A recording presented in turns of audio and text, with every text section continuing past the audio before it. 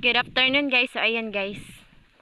Ngayong araw, tapos kami galing nanggaling lang po kami. Bago lang po kami dumating sa aming bahay, galing po kami ng eskwela. Tapos naisipan po namin na kumuha ng langka upang ulamin namin ngayon. Ang gagawin namin sa langkang ito, baka hinog yan. So ayan, may nakikita ba kayong langka dyan? So ayan oh. Diba? Kahit gano'n lang yan, baka naman, makain pa namin. Oh, yan. Kigunin mo na yan, baka maunahan pa tayo ng mga kawatan.